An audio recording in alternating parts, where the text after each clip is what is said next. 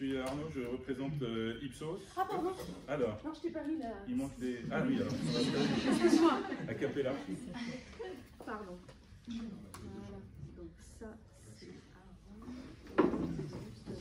Voilà.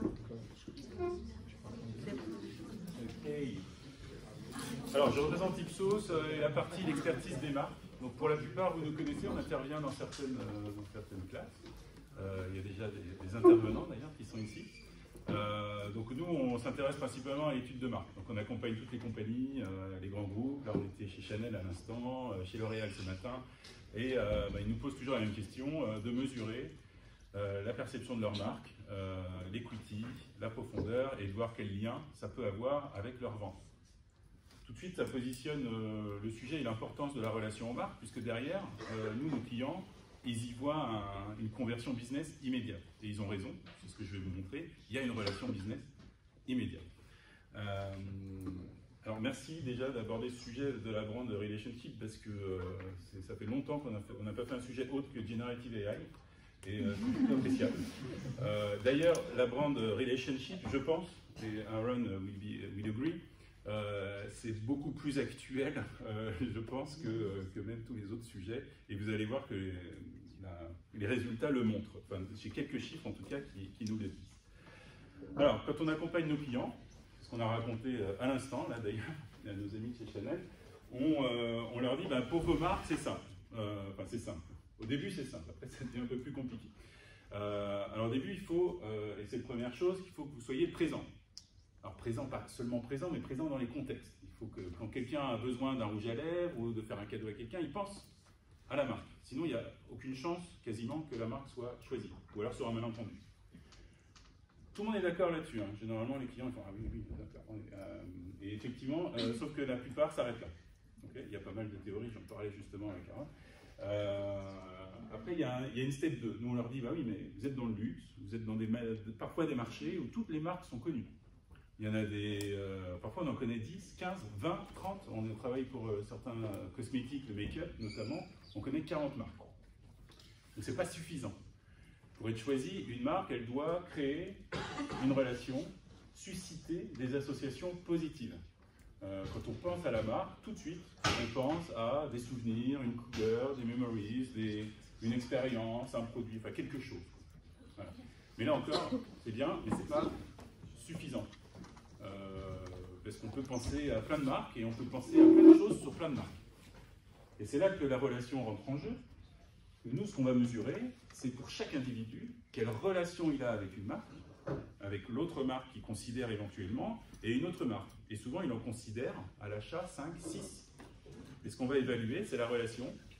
Est-ce qu'il y en a une qui est un peu supérieure à l'autre, ou beaucoup plus supérieure à l'autre, ou pas? C'est ça, c'est cette dimension de relation qui va faire que le choix final va se reporter sur une marque et pas sur une autre. Alors, il y a peu de marques, c'est peut-être un débat avec Aaron, mais il y a peu de marques qui suscitent une dévotion, un amour fou. Hein. On ne parle pas d'une relation intense, passionnée, on parle d'une relation parfois sur certaines catégories limitées, mais toujours est-il que cette relation, si faible soit-elle dans des catégories, si elle est un peu supérieure pour certaines marques, c'est ce qui va susciter le choix. Et je vais vous montrer des chiffres qui racontent tout ça.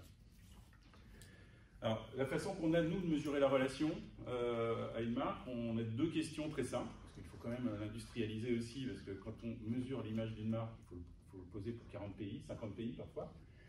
Donc on mesure une partie émotionnelle, quelle est la relation que vous avez à la marque, how close do you feel to the brand, et il déplace le curseur s'ils se sentent proches ou pas. On a une autre dimension qui est le côté functional. Does it meet what you require for a category? Does it meet your requirements, the benefits? Et c'est ces deux dimensions-là que nous, on évalue contre le marché et on voit clairement, ça corrèle aux parts de marché. Donc quand on associe ces deux métriques, qu'on regarde le niveau pour chaque marque et on arrive à ranker la supériorité, on voit qu'on arrive à trouver un indicateur qui est corrélé à 0,92 au market share. Nous avons ici la preuve que la relation est déterminante dans le choix d'une marque. Ça semble évident, ça n'est pas pour tout le monde. Aujourd'hui, il y a un petit débat. Alors, ce qui est intéressant, c'est de rentrer dans cette relation. Ce qu'on voit en 2013, il y a 10 ans, on avait clairement, là c'est le fonctionnel, le rationnel, des marques considérées. Donc pour qu'une marque soit considérée, il fallait qu'elle soit très forte, rationnellement. Elle remplisse des bénéfices, des fonctions, ses promesses. Bon, il fallait aussi qu'elle soit un peu close, mais pas tant que ça. Et on voit que chaque année, depuis 2013 jusqu'en 2023, le rapport émotionnel à la marque est devenu primordial. Ça, c'est une database constituée de milliers et de milliers de cas, de mesures, de tous les secteurs confondus, dans à peu près tous les pays du monde. Cette database, on est présent dans 80 pays, pour toutes les catégories. Donc là, on a la preuve assez importante que le lien émotionnel et la relation émotionnelle avec la marque est primordial. Alors, on peut l'expliquer par plein de choses, je sais pas, on peut en discuter après, mais c'est clairement, dans un monde de méfiance, on se méfie des politiques, des États voisins, de nos voisins, on se méfie des industriels. Donc ce rapport de confiance et de proximité, en fait, on voit qu'il est devenu, dans le lien des consommateurs avec les marques, primordial pour avoir un choix et acheter une marque. Alors après, on descend encore. Qu'est-ce qui crée ce lien émotionnel et comment on peut, pour une marque, lui dire il faut créer ce lien émotionnel. Je viens de le dire, mais ce n'est pas simple à mettre en œuvre. Et pour ça, nous on a identifié 3 leviers. Pareil, on a des recherches R&D qui ont été faites dans plusieurs pays. Et là, on voit qu'il y a 3 niveaux. C'est un peu un mindset, façon de faire pour une marque de créer ce lien et cette relation émotionnelle. Bon, la première, elle peut sembler aussi logique, c'est l'empathie. L'empathie, c'est la second step après la consumer centricity, où depuis 10 ans, les marques commencent à comprendre qu'il faut qu'au marketing, on comprenne le consommateur, qu'on commence à raisonner comme lui et qu'on prenne des décisions qui soient en phase avec ses attentes et sa façon de vivre. Maintenant, on est carrément dans l'empathie, ça veut dire qu'il faut pas seulement comprendre le consommateur, mais agir avec bienveillance pour le consommateur et montrer qu'on a agi avec bienveillance. Ça, c'est plutôt la phase communication, je le montrerai tout à l'heure. Ensuite, il y a l'idée d'intégrer le contexte. On a trop de marques, trop de marketing. On a eu, parce que là c'est en train d'évoluer, mais un peu hors sol, un peu dans des bureaux parisiens et qui n'intègrent pas forcément le contexte des pays dans lesquels ils sont, mais non plus les occasions, les utilisations que les consommateurs font de leurs produits. Je vais vous citer quelques cas assez édifiants là-dessus. Et enfin, la troisième chose, c'est pour créer cette confiance, cette relation émotionnelle, il faut que les marques arrêtent de répondre uniquement à des attentes, à des besoins présents, mais qu'ils éveillent, qu'ils élèvent aussi des bénéfices, des comportements d'utilisation, et là on va parler de toute la responsabilité notamment sociale des marques. Et ça ne s'applique pas que pour Apple ou les marques de luxe. Hein. On voit que sur des marques d'antidouleur, de pain, on est quand même sur des catégories très rationnelles. On voit que même là, entre des marques qui arrivent à faire de shaping expectation, du contexte, de l'empathie, on voit qu'on a des uplifts de 35% dans notre database sur ces marques qui parviennent à faire ça. Et pareil sur l'eau gazeuse, pas non plus une catégorie où on peut vraiment différencier les marques sur des bénéfices. Sur l'advertising, il y a tout ce côté, effectivement, une bonne pub. Ça, c'est aussi derrière toute notre database, parce qu'on teste beaucoup de messages publicitaires, de pubs. Et clairement, entre des pubs drôles, émotionnelles, avec du violon, voilà, bon, il y a un impact. Mais il est quand même assez limité. Toutes les pubs très rationnelles, qui délivrent une info nouvelle, une innovation, ou très différente des autres, pas mal, mais aussi un peu limité. Là où il se passe vraiment quelque chose, c'est les pubs qui vont montrer qu'elles ont compris le conso, qui résonnent et qui communiquent avec empathie. Et ce signe de je communique avec des gens qui s'assimilent à la publicité, qui me disent ça c'est fait pour moi, ça ils m'ont compris. Là on voit que c'est là que les effets publicitaires, les scores publicitaires de ce contexte commencent à être très très élevés. L'intégration du micro-contexte, c'est comment le consommateur va utiliser le produit, avec qui il est, quel temps il fait, et for which occasion. Si la marque ne pense pas à ça, elle va complètement être hors sol, elle va pas comprendre ce qui se passe. Par exemple, sur l'occasion, est-ce qu'on célèbre, est-ce qu'on se détend quand on boit de l'alcool? Est-ce que c'est pour s'amuser avec des amis? Est-ce que c'est pour fêter quelque chose en boîte de nuit? Ou est-ce que c'est pour se détendre le vendredi soir quand on rentre du boulot? Ça, il a besoin de le comprendre parce que les leviers et les positionnements et la proximité qu'il va créer avec ne va pas du tout être la même s'il est éloigné. Je cite un exemple de Bell, notre client adoré.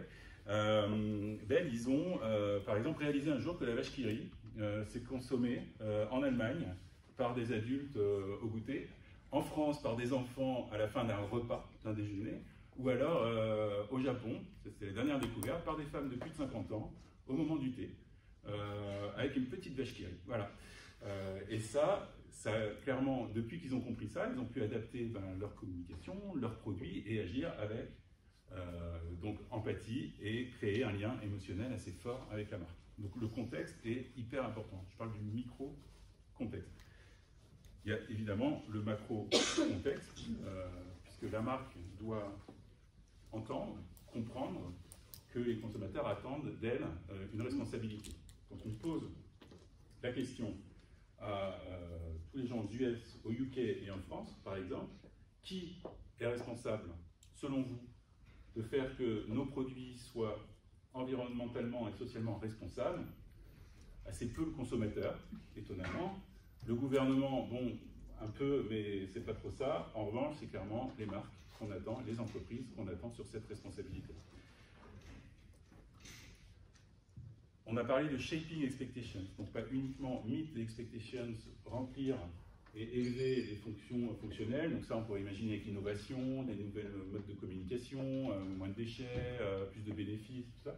Et le côté émotionnel qu'on vient de dire, être plus proche, commencer à faire grandir ces emission expectations, et on a factorisé que déjà, aujourd'hui, 28% du choix d'une marque va être déterminé par la capacité de la marque à shaper les sociétale expectations. Donc il faut maintenant que chaque marque intègre le fait que dans les comportements qu'elles induisent, dans ce qu'elles proposent, dans les discours qu'elles ont, et elles ont une responsabilité en termes d'attente sociétale. Donc, pour résumer, 3 choses. La relation à la marque, c'est plus que jamais important. C'est pour apporter un peu de tension. C'est plus que jamais important, on le voit.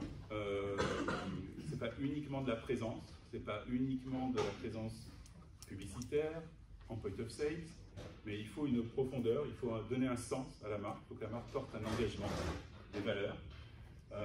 Dans cette partie de la relation, il y a une partie émotionnelle qui est de plus en plus forte, de plus en plus importante.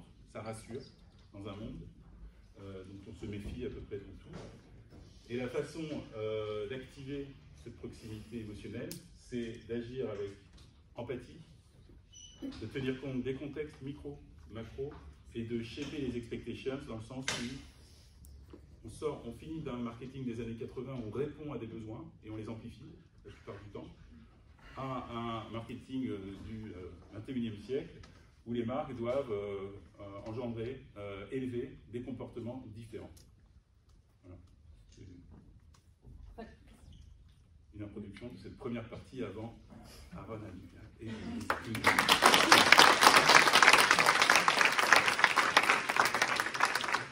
Merci.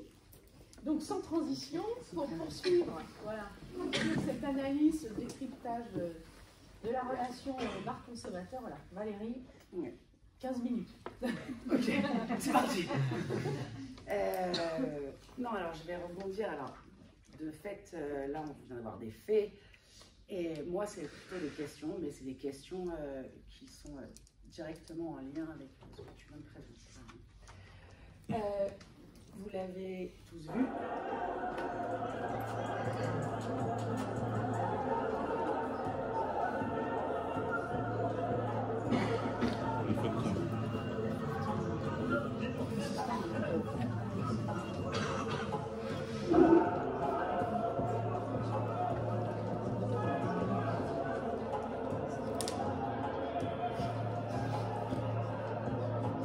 Voilà, ça c'est l'iPhone 15.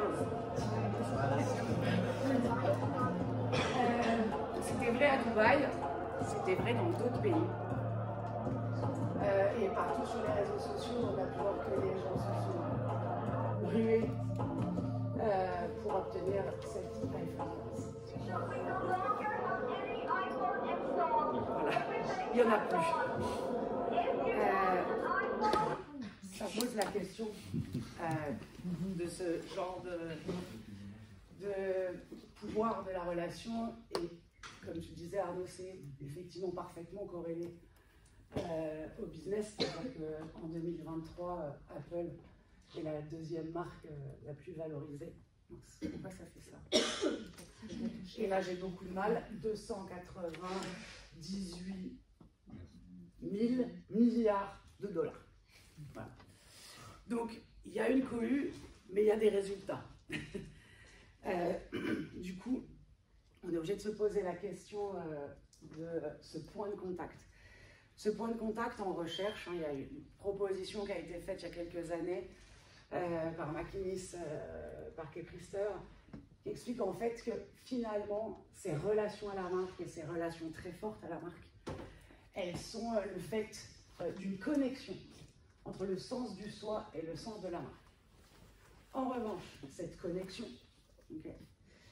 ce point-là central, on ne le connaît pas, on ne le comprend pas. Il y a peu d'études, si ce n'est aucune étude, sur le mécanisme de la relation.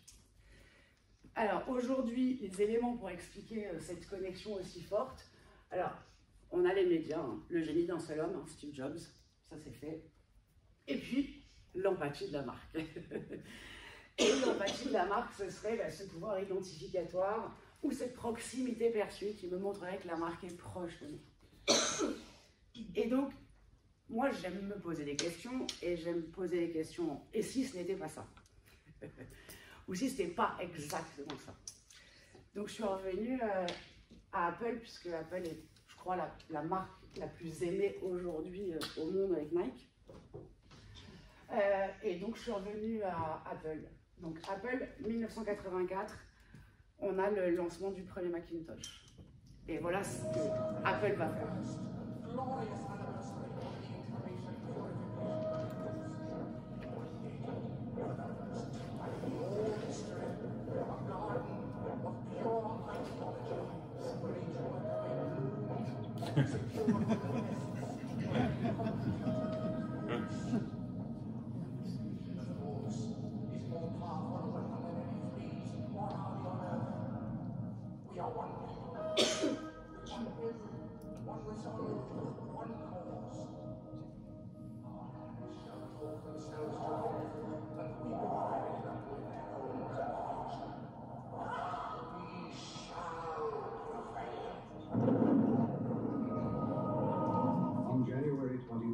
Apple Computer will introduce Macintosh, and you'll see why 1984 won't be like 1984. 1985, Steve Jobs est évincé d'Apple. Apple se casse la gueule. Il revient en 1997. Les fous, les marginaux, les rebelles, les anticonformistes, les dissidents. Tous ceux qui voient les choses différemment, qui ne respectent pas les règles. Vous pouvez les admirer ou les désapprouver, les glorifier ou les dénigrer, mais vous ne pouvez pas les ignorer. Car ils changent les choses. Ils inventent, ils imaginent, ils explorent, ils créent, ils inspirent, ils font avancer l'humanité. Là où certains ne voient que folie, nous voyons du génie. Car seuls ceux qui sont assez fous pour penser qu'ils peuvent changer le monde y parviennent.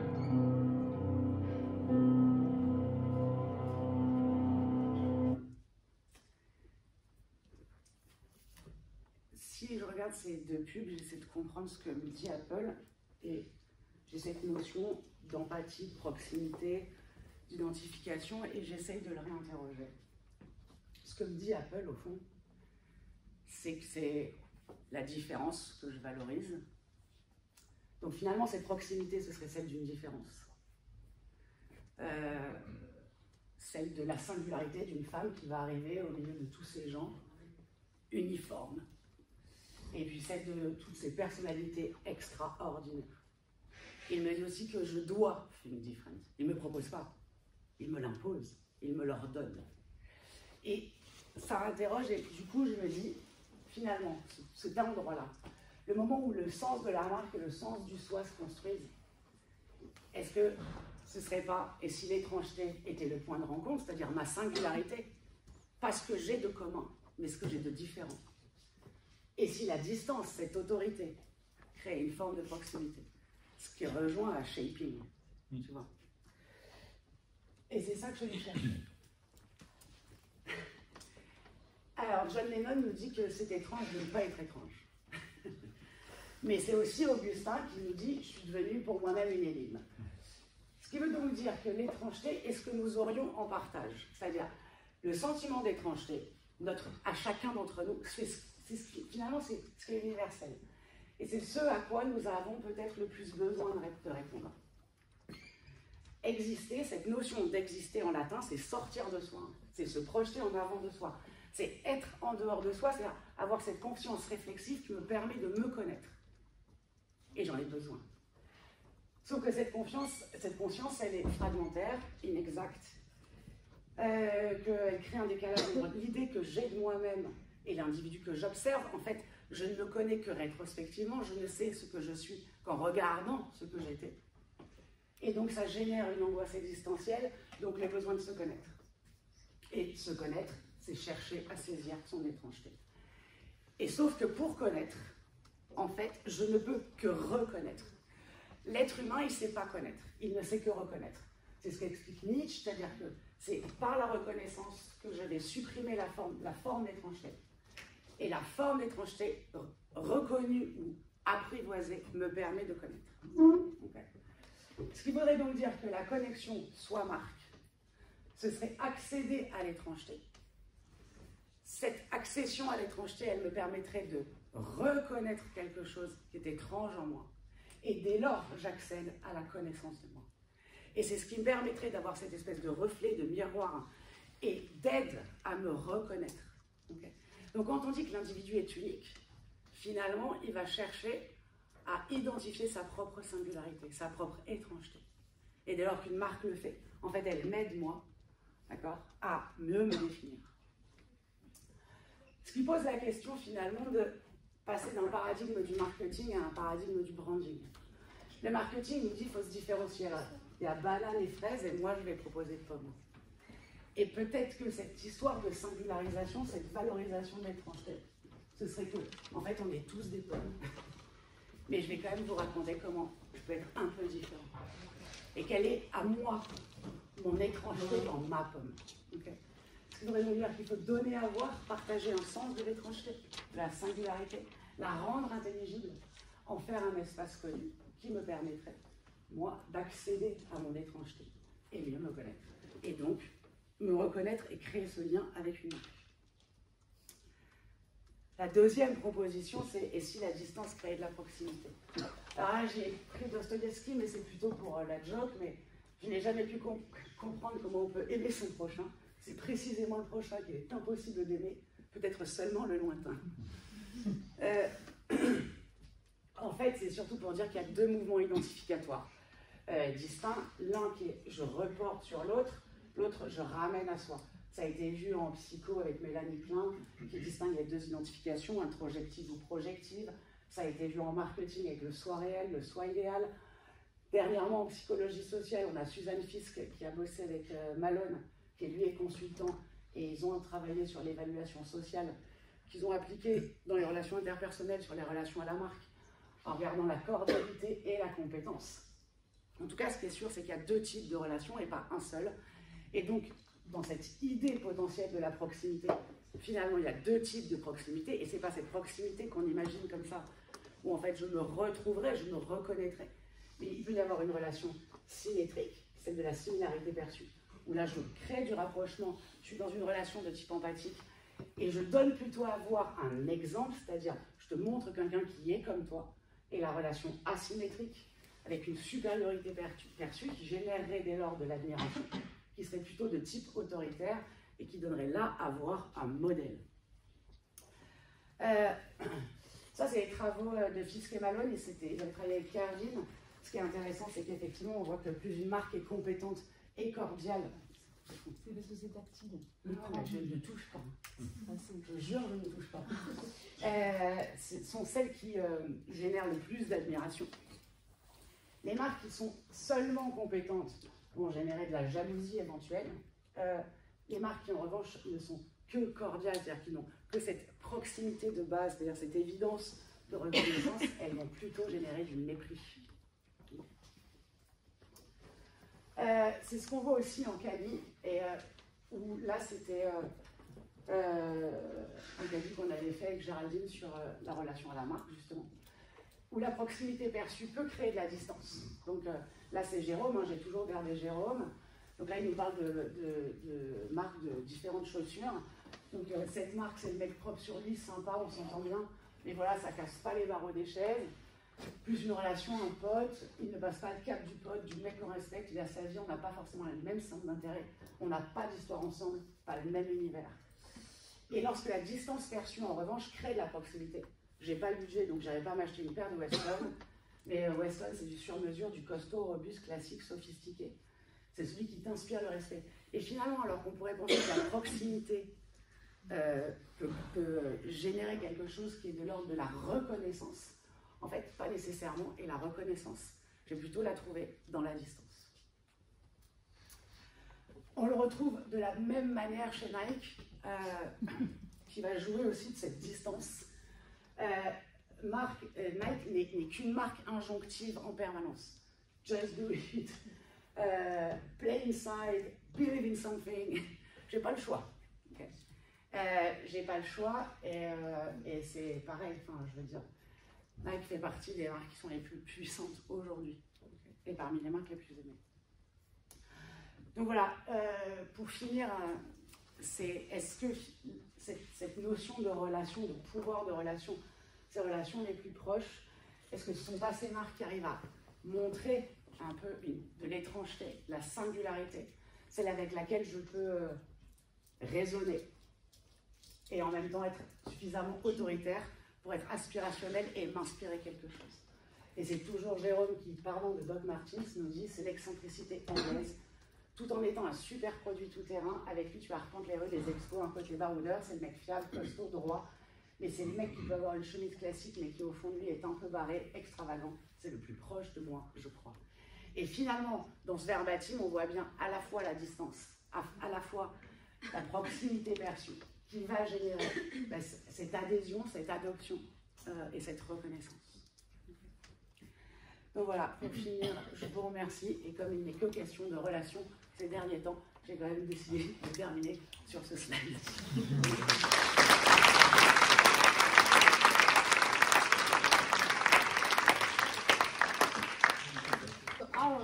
We are very happy to welcome you. It's a great honor. Thank you for coming. So I will make some little introduction, because you are a very famous professor of marketing at the University of Michigan-Dearbor, and also you are the world's leading expert on brand love, a topic that you started in 1990. Yeah, something like this. Yes. So you are also you are writing more than 50 articles in the top journals about brand love, happiness, well-being, consumer brand relationships. And today you are more than 17,000 citations in Google Scholar. And for your last book, that you will speak about that today, you received the award. An award for the best book that could have an impact in creating a better world, more sustainable and more connected. So we are very happy to listen to your presentation, and after questions and answers. Thank you. Thank you. Thank you all for coming out in to hear this. It's really a great pleasure. And any excuse I have to get to Paris is a wonderful opportunity. People love all kinds of different things. This guy loves his Xbox. This woman loves her car. But this guy loves his car so much he is taking it out to dinner. So it is a truly romantic occasion. Brand love is tremendously valuable. It's also interesting, I should say, that although the two previous presentations were in French, I caught enough from the slides to realize that you're going to hear about the same things again. However, you will hear a slightly different angle on it because my opinions, my understanding has changed very radically over the past decade, and I'm going to share that with you. Most people don't stand up in front of an audience and begin a talk by saying they were wrong, but I was wrong about some important things, and I'm going to share that with you as we go through. Something that I was right about, it's not everything, you can ask my wife if you wonder if it's everything. Something that I was right about was I was right about the importance of brand love. I was right that people do fall in love with brands and that it's tremendously important managerially. It is the best predictor of brand loyalty. It leads to a willingness to pay higher prices. It makes all advertising more effective. It is tremendously related to word of mouth, especially a more passionate brand advocacy kind of word of mouth. So it's every good thing you could really want. In fact, it is so good in so many ways that you might come to think of it a little bit like the holy grail of marketing. However, it is also a little bit like the holy grail of marketing in a bad way. And that is, it's something that many people search for and search for and search for and never find. It is extremely difficult to create brand love. So let me ask, now I know many of you are students, but I also know you are employed and you work as well. So ask if this sounds familiar to you. Somebody in your company thinks of all of those people who we saw in Dubai. Here they're lined up for an earlier version of the iPhone. And they think, these customers are lining up. They are so excited. Why don't we have that? Why don't we get that at our company? So they get a group of people at the company together, and they say, let's figure out how to get customers to love our brands. But the results are a little meh. After all this work and planning, the results aren't bad. Maybe brand loyalty does go up a little bit. Maybe awareness and pricing power goes up a little bit. But it's nothing like the kind of brand love that we see at companies, some other companies. The best thing I will say about this is that while it is miserable, misery loves company, and people in this position have lots of company. There's many, many businesses out there that try to create brand love and don't really succeed at this. I'm going to explain to you what's going wrong for those companies, and then what they need to change to make it right. Now, we know that you can create brand love. Is this working? I feel like it just stopped working. Hi, there we go. We know that you can create brand love because some companies have done a very good job, and you've already seen examples from Apple and Nike in these presentations. So I did a very simple study. I asked 720 people if there were any brands that they loved, and if so, just to tell me what they were, and then added them up. And Apple was loved by about 165 of those people, mentioned Apple. Nike was loved by about 141 of those people. But what's fascinating to me is that those 720 people actually mentioned 716 different brands. So 720 people, they offered more than one brand frequently, but when you put it all together, there were 716 different brands. And while there were two brands that were loved by more than 100 people, Apple and Nike, there were 502 different brands that were loved by just one person in this survey. So what we see is an enormous amount of variety, a lot of brands, just about probably every brand has at least somebody who loves this brand. So the good news for them is it's possible for people to love your brand because at least one person does, but it's not enough people to make a difference for the company. It doesn't make any difference for them in their business. So Apple and Nike know a secret that allows them to be this successful. And they may not fully understand why it works, but they figured out what works. By the end of this talk, you will also know that secret. But first, I want to make a little bit of an analogy to a cinnamon roll. Why a cinnamon roll? Because I love cinnamon rolls myself. So brand love is like a cinnamon roll. It's this delicious thing that people would like to have. Companies go out and say, well, how do we do this? How do we create it? If brand love is like a cinnamon roll, product. Now it's working again? We need to trade. I will be juggling back and forth. And clearly they want to take turns. They're very egalitarian with the microphones, and they want to take turns.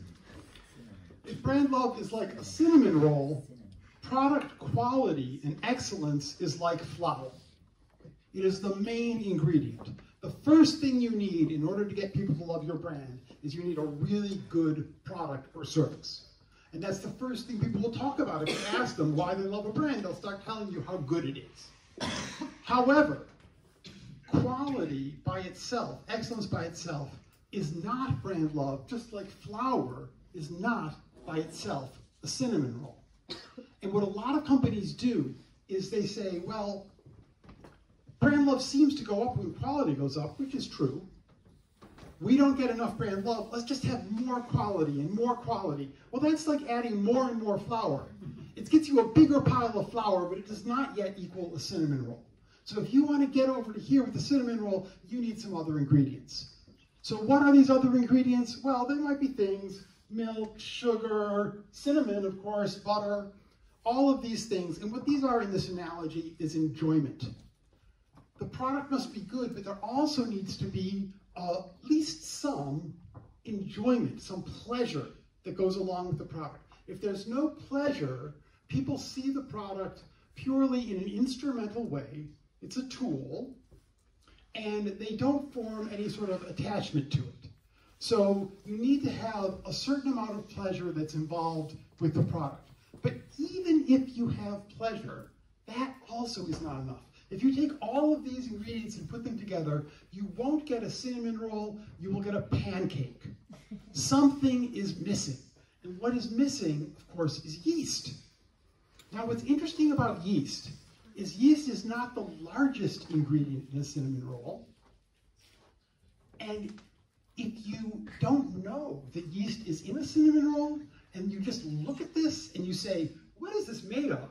You will never guess that yeast is in there. You don't taste it, you don't see it, you don't know it's there. But it makes everything else work. If you don't have the yeast, you don't get the right chemical processes going in order to create the roll. So what is the equivalent here? What is the equivalent here? What is it is a relationship. It's the same sort of a cosmic thing. What is the equivalent of the yeast here? It is getting consumers to personify your brand. So like yeast, if you just look at brand love, you will never see this. But it is an ingredient that is in there. Without it, nothing else works. So, why is it that this is so important? This is what the moment was that I was speaking to you about a little earlier. I have a very good friend, Carolyn Yoon, who is a professor of marketing and is an expert. She's also a neuroscientist. And we were talking, and she said sort of offhandedly to me, this was a little over a decade ago, you know, Aaron, all of the consumer brand relationships work. It's all bullshit, you know. Pardon my French. But I said, no, Carolyn, I don't know, right? What are you talking about? And she said, well, in the neuroscience literature, what we have discovered is that there is unconsciously in your brain, this is not a, I'm keeping both. Yes. This is not a conscious decision that you make. Right? It is completely unconscious and automatic. But your brain at a non-conscious level decides if something is a person or an object, and then it thinks about them in completely different ways. And what he means by thinks about them in completely different ways is, for example, if you see a building, your brain will process that visual information about the building in one part of the brain. If you see a person, it will actually process that information in a different physical part of the brain. There are neurons called mirror neurons that are active when you look at a person and are not active, they don't do anything when you look at anything that isn't a person. There is a very important hormone in your brain called oxytocin that creates these warm, bonded relationships between parents and children and friends. It is occasionally the case that you can get some oxytocin when you're relating to an object, but pretty much it very rarely happens. Oxytocin is almost always reserved for relationships with people.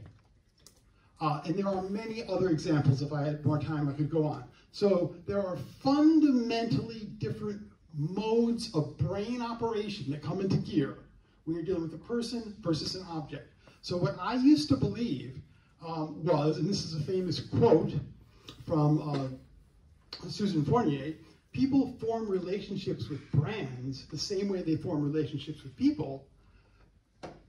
Just not true. People don't naturally and easily and automatically form relationships with brands.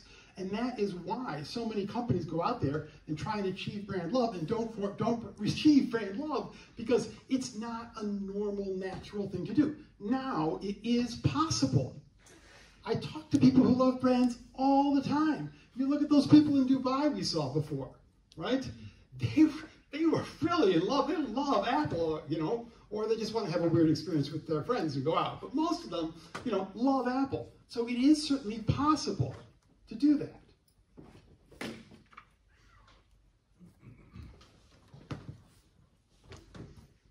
Your brain, we'll talk now about the two different ways that...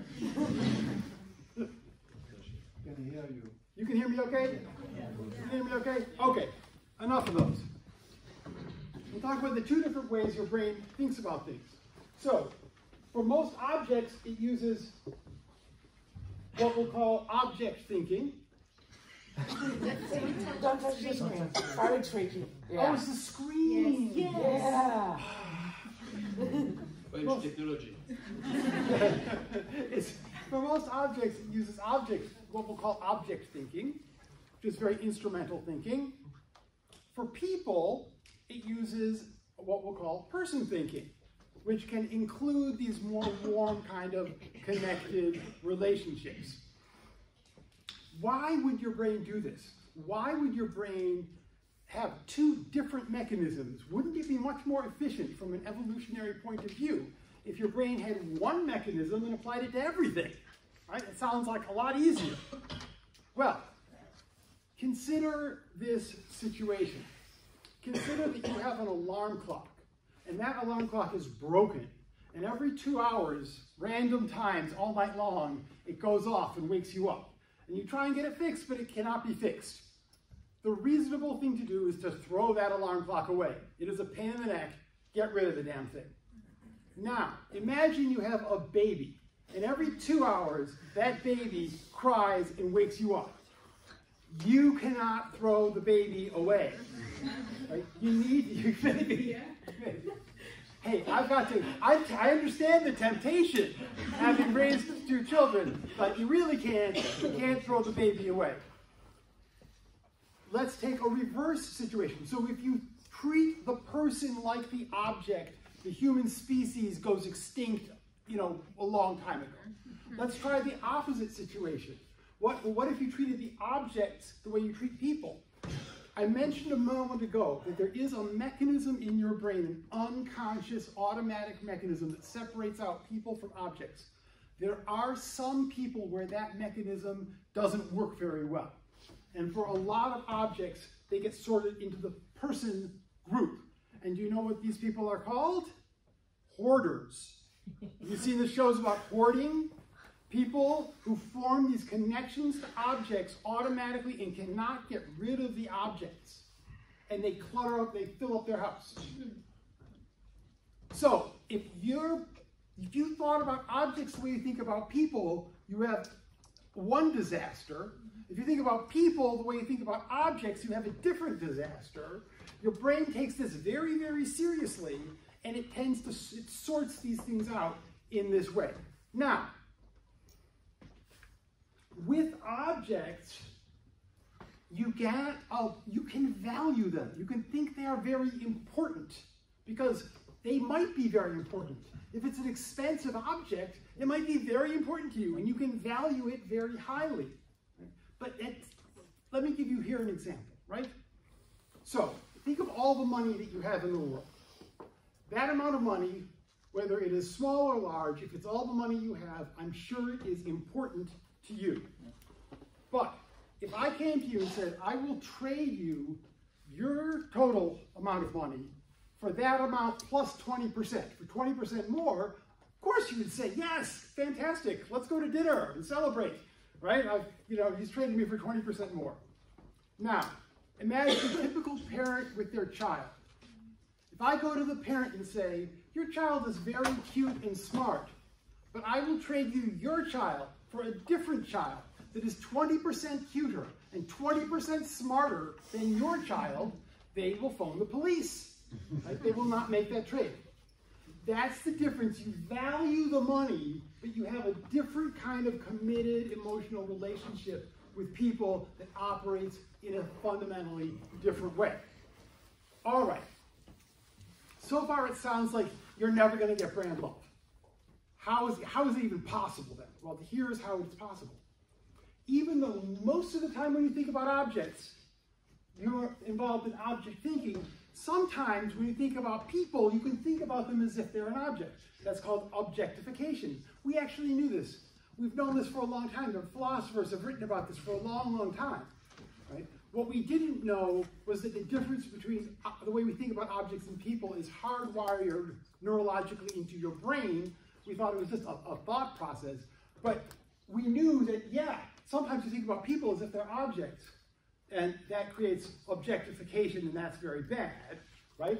Similarly, most of the time a person thinking, you think about people that way, but you can personify things. And then when you personify the thing, then you think about it using these people mechanisms, using person thinking. Okay? Sometimes another shorthand I use is I say, these things live in object world, and these things live in person world. There's different approaches. So, I promised I would tell you how Apple and Nike do it. What is their secret? Apple and Nike, even though they do not understand this theory behind this, they have figured it out through trial and error and worked it out. And what they have worked out is that they get people to see their brands as if the brand is a person. It doesn't mean we consciously think the brand is a person. It means unconsciously, this mechanism in our brain sorts their brand into the person column. And then they are able to go from there. So how many of you have seen this movie? It's fairly new. It's called Air. Some of you, a few of you, not so many. Go home tonight, watch this movie. It's on Netflix. It's great. It's a great movie. It could be assigned to a class. And it's about how the people at Nike, the marketing people at Nike, convinced Michael Jordan's mother to convince Michael Jordan to create team up with them to create the Air Jordans. And the Air Jordans, it turns out, before the Air Jordans, Nike was not the big sports company it is today. It was prevalent, but it wasn't that sort of a success at all. It was a relatively small player in that market. And the Air Jordans were so successful that they turned Nike into this amazingly successful company that it is today. And there is a quote in this film that is just perfect. So the quote is, and they say this, I think, 3 times in the movie to make sure you got it if you missed it the first 2 times. They say, a shoe is just a shoe until somebody steps into it. When Michael Jordan puts his name on the shoe, they design the shoe around his foot, they bring this whole story in about him, then Michael Jordan becomes connected with the shoe, and we stop thinking about the shoe as just a shoe, we start thinking about it as an extension of Michael Jordan, and that allows our brain to start thinking about it in the ways that make possible these kinds of connections. Apple uses 3 different methods of doing this. The first is similar to Michael Jordan. They, before he passed away, had Steve Jobs, right? So it was a person, just like Michael Jordan was associated with Nike, Steve Jobs was associated with Apple, and so you start thinking about the brand in this way. But Apple, actually, there are 3 mechanisms for doing this. Apple hits all 3. So that's one. The second is identity. You are a person. You are. You're a person. And when you think about yourself, your brain uses social thinking to think about yourself. And so if a product or a brand becomes part of you, part of your identity, then your brain starts thinking about it in social ways, in all these similar kinds of ways. So Apple is very, very busy getting consumers to make Apple part of their own identity. Here's one of their very famous ads, right? This guy says, I'm a PC. This guy says, I'm a Mac. We identify more with the Mac guy than we do with the PC guy, and we start to see Apple as part of our identity. Here, Apple is for the crazy ones. So here they're connecting it to people, but they're also connecting it to a kind of person. And if you see yourself as that kind of person, then it becomes part of your identity as well. There is a third way. So the first way is you connect it to a person. The second way is you get people to see it as part of their identity. The third way is anthropomorphism, and this is the most direct way. You get people to see the product itself as a person unconsciously. So consciously, we know that our phone is not a person, but unconsciously, we talk to it, and it talks back to us. There are products that look like people. They've got faces on them. It is amazing how easy it is for your brain to take something that just has a face drawn on it and see it as a person. Right? People anthropomorphize their computers all the time. There was a study of how people try and fix problems on their computers. I don't know, I'm not going to make up the statistics on the spot because I confess I forgot the exact numbers offhand, but there were extremely high percentages of people who say, I talk to my computer, I caress it, I rub it nicely, right, in the hope that it will calm down, right? Now, this is not actually going to help solve your problem, but it's obvious that somewhere in their brain, the switch has been flipped, and they think their computer is a person, and that's why they're doing all this stuff and talking to it that way. So, I'm going to end with a caveat. You know a lot of people. Think about all the people you know. Then think about how many of them you love. It's less. Right? Every person that you meet, unless you're objectifying them, your brain is thinking about in social ways. But you don't always love them. So just getting the consumer to think about the brand in social ways as a person will not automatically by itself lead to love, right? Just like a packet of yeast by itself is not a cinnamon roll. But if that crucial ingredient is missing, nothing else is going to work. You're just going to be stuck living in object world. And that's where you're going to stay. And you can spin your wheels and spend money on advertising, but it's not going to really catch. It's not going to really have this kind of an effect that you're looking for if you can't get people to shift over the way that they're thinking about this. One last thought before we go to questions. You remember the slide I showed you at the beginning. It had like Apple and Nike loved by over 100 people each. A bunch of brands that are loved by quite a few people, like 25, and then 500 brands that were loved by just one person. what's going on with those 500 brands? How did they make bread before yeast was bought in stores in these little packets? How did they ever do it? 300 years ago. What they did is they took the flour and the wine, they made the dough, and they left it outside.